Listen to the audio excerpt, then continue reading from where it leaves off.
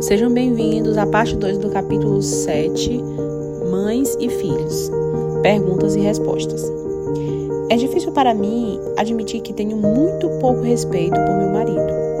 Ele quase nunca teve sucesso e não é um líder em nosso lar. Tento esconder essa atitude em relação a ele em casa, mas é difícil. O que posso fazer se acho que ele não merece a minha admiração? Resposta. Penso que você já sabe qual vai ser a minha resposta, mas vou dar-lhe de qualquer modo. Você, como mãe, tem as chaves para o relacionamento entre esse menino e o seu pai.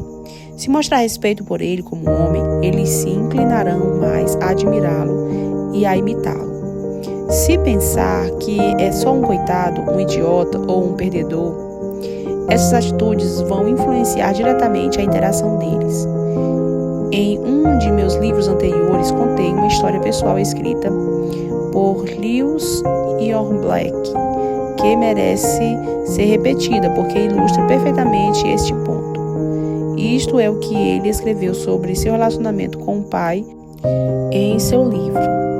Lembro-me muito bem de estar sentado à mesa do jantar com meus 2 irmãos, meu pai e minha mãe, e me encolhendo ao ouvir os ataques dela contra meu pai. Olhem para ele, dizia ela, em índice. Seus ombros estão curvados, ele é um fracasso. Não tem a coragem de arranjar um emprego melhor ou ganhar mais dinheiro. É um homem vencido. Ele mantinha os olhos no prato e nunca replicava. Minha mãe jamais exaltou os dons de persistência dele ou o fato de trabalhar tanto.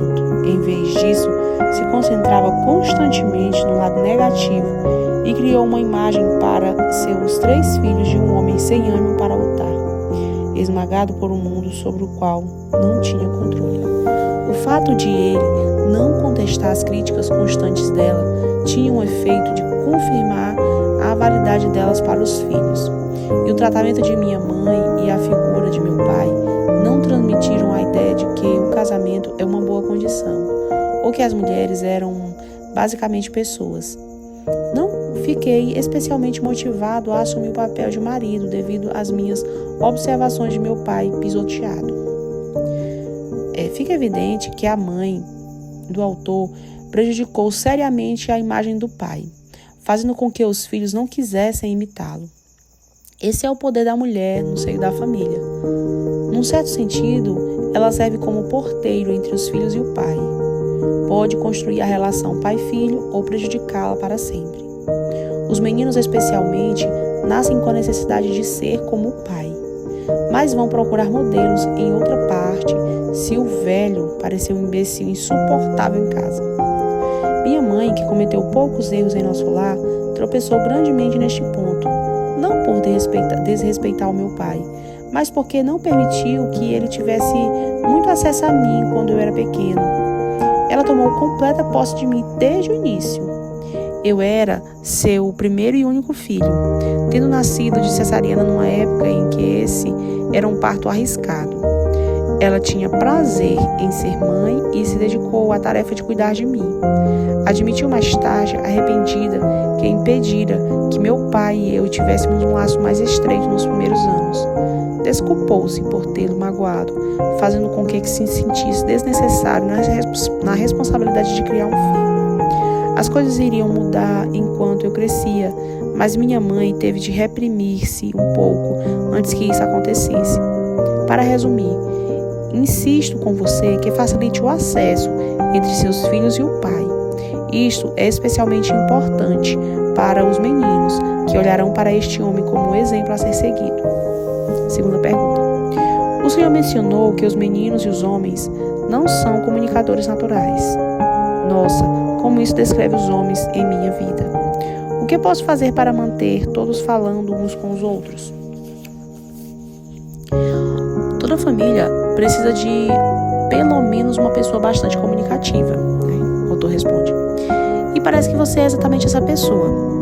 Muitos meninos se inclinam a reprimir toda e qualquer frustração, a não ser que você tome a iniciativa de fazer com que ele se abra.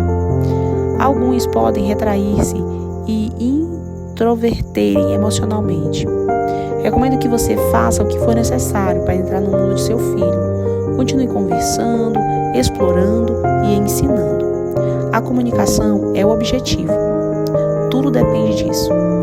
Em 1991, Saddam Hussein e seu exército iraquiano invadiram o pequeno país de Kuwait, rico em petróleo, e empregaram terrível brutalidade com o povo dali. Suas tropas estavam prontas para atacar a Arábia Saudita e controlar, assim, metade do suprimento de petróleo do mundo. O presidente dos Estados Unidos, George Bush, exigiu repentinamente que Saddam retirasse suas forças, mas ele recusou-se obstinadamente a isso. Em 17 de janeiro daquele ano, foi então lançada a Operação Tempestade do Deserto. Várias centenas de milhares de tropas aliadas atacaram o exército iraquiano por terra, mar e ar. Qual você pensa que foi o principal alvo da batalha?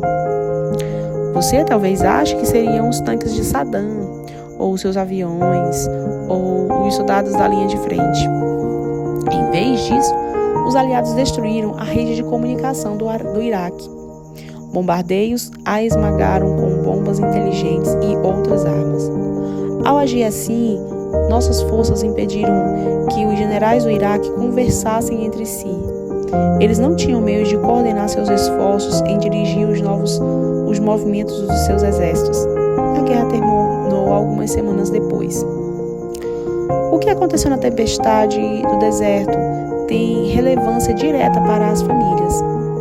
Quando o elo comunicativo entre os membros se interrompe, eles ficam desorganizados e distantes um do outro. Se os maridos e as esposas deixam de se falar, ou se pais e filhos silenciam, passa a haver falta de compreensão e ressentimento. Barreiras de aço são levantadas e a ira prevalece.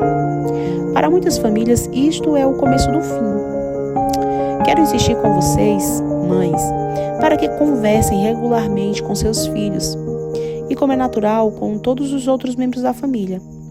Esta é uma habilidade que pode ser ensinada. Não poupe esforços para manter as linhas de comunicação abertas e claras.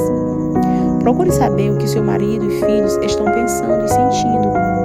Os meninos devem ser especialmente o seu alvo, porque eles podem estar escondendo um caldeirão de emoções.